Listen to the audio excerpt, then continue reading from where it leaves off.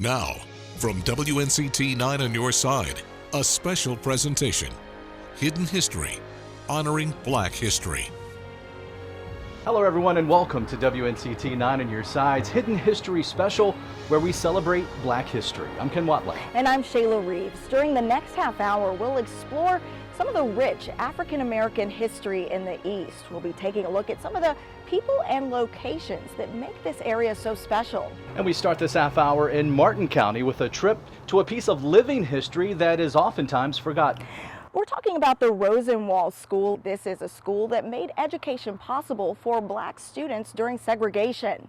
WNCT's Amber Joseph spoke with alumni of the school and an organization hoping to save this piece of history. This building symbolizes education, hope, and opportunity for Black kids in the South. Alumni remember their fondest childhood memories happening right here in this schoolhouse. One organization is working to revitalize the building and bring this beacon of hope back to the community.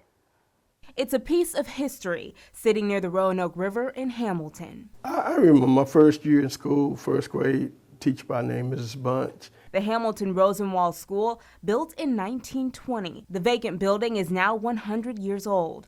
For children in the South in the early 1900s, it was a chance for a better life. I vividly remember that classroom. Joseph Barnes attended the Rosenwald School in 1958. We had to work in the fields and still maintain. I'll give my aunt credit. She'd always she wanted us to work maybe 3 days a week. She sent us to school and said, you never bring a bad grade in the school. And it was taught us about, it wasn't the grade, it was about learning. Education for young Black children was inconsistent in the early 1900s. Then two men joined forces to tackle this education gap. Booker T. Washington, founder of the Tuskegee Institute, and Julius Rosenwald, the president of Sears and Roebuck Company. That he did a lot of good things, including meeting Booker T. Washington and being inspired to invest his money in helping young Black children across the southern United States have a better opportunity for education. They helped build over 5,000 schools across the United States. One of those schools built in Hamilton. It was a very unique school, and what I really liked about it is it was just an extension from your own home. The Randolph sisters, Maddie and Ethel, went to Rosenwald from 1949 to 1960. We loved it. You know, we loved it because our parents, once we left home and we went to school, it was another, to me, it was another family. I remember May Day. May Day, we always had, my mother and my father would always, well, Mama would always cook and make this a big hamper of food, fried chicken, potato salad, you know, everything that you would want. We bring chicken and pimento and cheese sandwiches, and those things those days was fun. A lot of celebration that we had back then for May Day. That I remember a lot. Rosenwald has been vacant for several years. The Roanoke River Partners now own it. The director, Carol Shields, is now looking to revitalize this gem. Our goal is to find the funds, a little over $500,000 to finish this project, and then this would serve the community as a place for people to come and learn about Rosenwald schools, to learn about our Underground Railroad history, to learn about how to access the river, to canoe, kayak, paddle. Many Rosenwald students became successful farmers, teachers, lawyers, and businessmen. They want to keep their memories of the school alive, a symbol of perseverance and the power of an education. Because like they say, if you don't know the history, you would be destined to repeat it. And we don't want to continue to move backwards. We want to continue to move forward. So by preserving that information, that school, what it symbolizes. Alumni still carry the lessons learned here at Rosenwald School, and through fundraisers and grants, Shields continues to work to keep this living history alive. For Hidden History, I'm Amber Joseph. Roanoke River Partners is accepting donations to the Rosenwald Preservation Project. And once renovations wrap up, a collection of cultural heritage treasures will be available at the Rosenwald River Center in Hamilton. Eastern North Carolina is filled with stories of survival during slavery. In Chowan County, there's the story of a woman born into slavery in the early 1800s who managed to help other slaves. WNCT's Aaron Dean tells us the story of Harriet Jacobs, her fight for freedom, and the sacrifices made along the way. The story of Harriet Jacobs was once hidden here in Edenton, North Carolina. But with the help of the North Carolina Historical Sites, it's now being told all over the world. Determination, and we need to think about perseverance. Those qualities are a part of Harriet Jacobs' legacy. As a woman born into slavery in 1813, it took her a while to realize she was even a slave. Years later, she knew she was destined for independence. And what it took, the willpower that it took to endure the things that she endured. Andrew Cole is a program coordinator for the historic Edenton State Historic Site.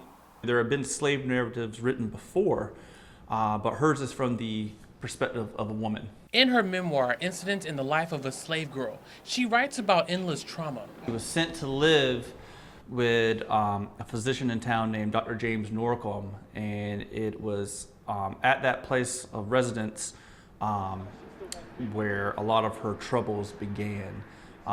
He started abusing Harriet. Jacobs wanted to be free. Since her parents died while she was young, her freed grandmother, Molly Horniblow, stepped in as her protector and mother figure.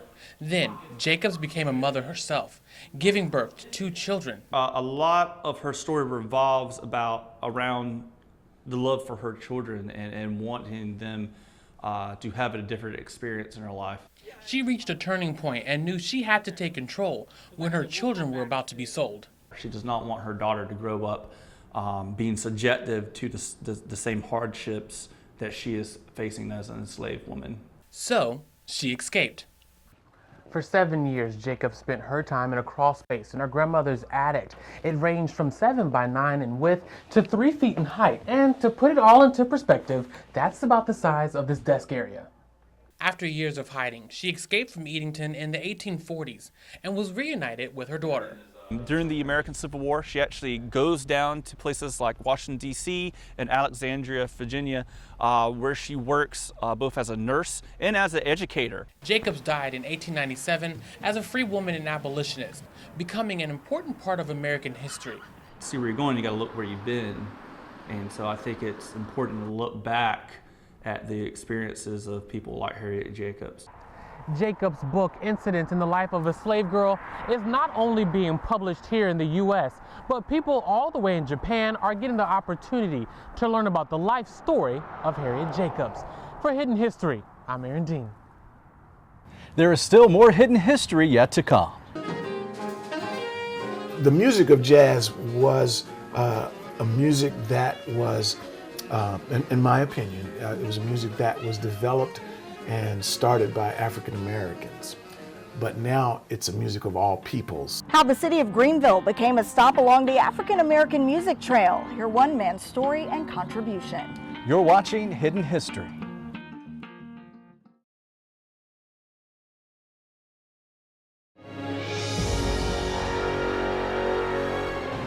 Music has a way of bringing people together. It helps connect communities and often tells unheard stories from the past. WNCT's Ariana Kraft had a chance to sit down with a music great right here in the Greenville community and discuss the roots of African American music and the impact here in the East.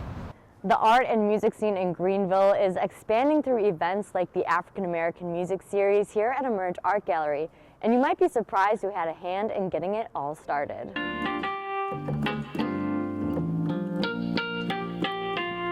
It's all music, you know, it doesn't matter whether you're white, black, green, purple, blue, or whatever, it's all music. Carol DeShield traveled the world playing jazz, but found himself settling down in Greenville, North Carolina. A typical thing happened, we were going to be here 3 years, like 3 years and we're out. 31 years later, we're still here.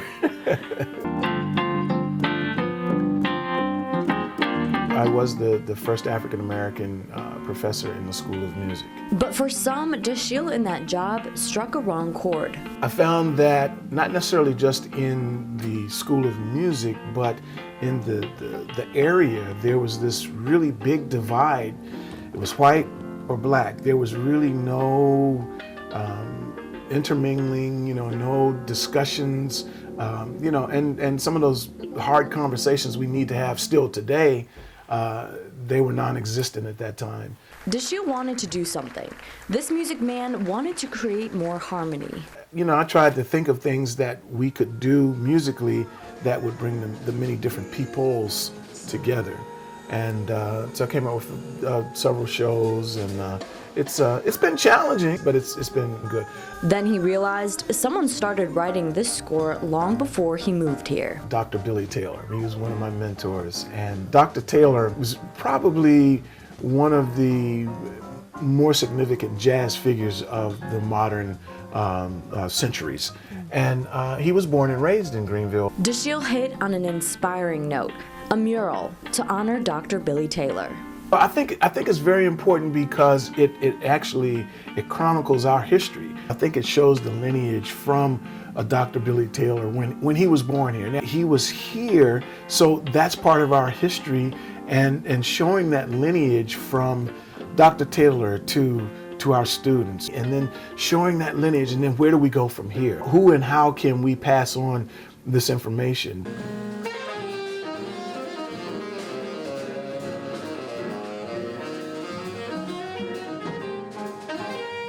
The music of jazz was a music that was, in my opinion, it was a music that was developed and started by African Americans.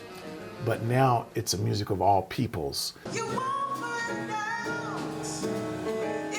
Dashiell wants to see more people joining in, getting an appreciation of Greenville's African American roots. My hope is that the opportunities to be inclusive of the African American heritage in our uptown area, in our arts district, I'm hoping that those opportunities will flourish. And that the music of his people is in everyone's life. Sometimes we don't realize that it's there, but when you're riding up Greenville Boulevard, your tires are making a noise. You don't even realize it, but that's what's happening. And that rhythm, that syncopation, is part of the African American culture that the African Americans brought to not just Greenville, but to the United States. And it's venues like this that Dashiell hopes will continue to help grow and celebrate the African American music and culture here in Greenville. For Hidden History, I'm Ariana Kraft. Carol Dashiell also serves as artistic director of the music series that highlights African American musicians with ties to Eastern North Carolina. It's hosted here in Uptown at the Emerge Art Gallery every second Friday of the month. When Hidden History returns. The story of how unbreakable bonds on the playing field took a stand against racial divisions during the 60s. My teammates on the basketball team and the baseball team, they assured me that everything was okay. We were all in this together.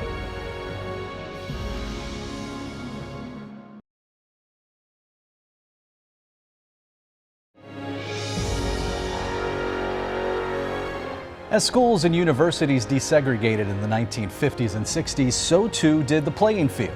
It took a lot of courage and determination for many African Americans to walk onto the field or court during those years. WNCT's Kelsey O'Donnell introduces us to one man who not only broke the color barrier here at East Carolina University once, he did so twice. Among these walls is a whole lot of history and memorabilia that make up what is known as Pirate Nation today. In honor of Hidden History Month, we would like to introduce you to someone you may or may not know, the first African-American scholar athlete at East Carolina University. He was laid back, he was a gentleman, he worked hard. Class, and you can't say that about everybody. He was definitely class. 1966, a year that changed ECU athletics. I went down to East Carolina and found out that I was the first black athlete to get a scholarship at East Carolina, which was no problem to me. But I'm glad that I was that guy. This is Vince Colbert, the first ever dual sport African-American scholar athlete at ECU. The man who sparked an evolution in East North Carolina of what we know as college athletics today. Well, I played the two sports. I played baseball and basketball. In the mid-60s, being accepted athletically as an African-American was far from easy. Being the only black guy down there, you know, on both squads at the time, I didn't know what to expect.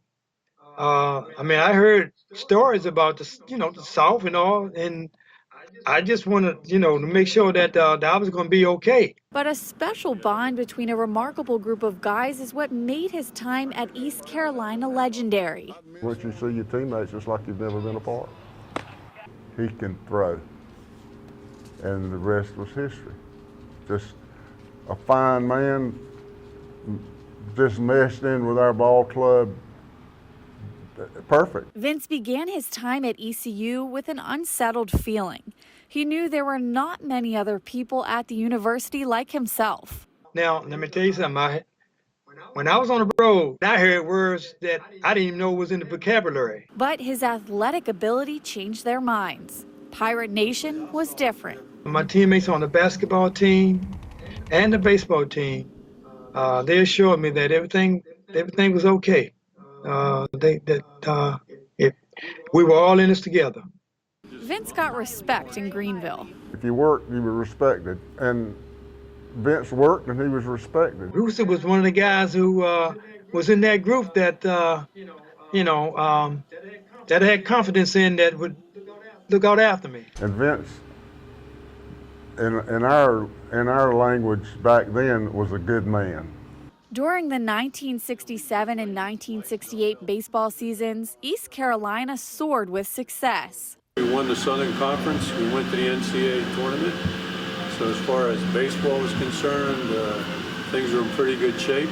And Vince was a big part of that. I enjoyed those guys, and I enjoyed playing with the basketball guys also. When Vince stepped onto the court and the diamond, acceptance became a requirement. There was no looking back. How does it make you feel to be a part of Pirate history? Well, that's history. And history has a way of hanging around for a while. It's always, you stare, your hair stands up on your neck. It don't stand up on my head, but it stands up on my neck. You always get a good feeling, an excited feeling to know that you were part of this tradition. And there is one thing all of these Hall of Famers have in common: the pride of being a Pirate. Go Pirates! Go Pirates! Go Pirates! Did it with a drop ball. Now, some 50 years later, you would think that the camaraderie would have lessened, but it's amazing how a brotherhood can last. For Hidden History, I'm Kelsey O'Donnell. Vince Colbert only attended East Carolina University for 2 years, yet he was still inducted to the university's Athletic Hall of Fame. Imagine what records could have been set if he were here longer. We'll be right back.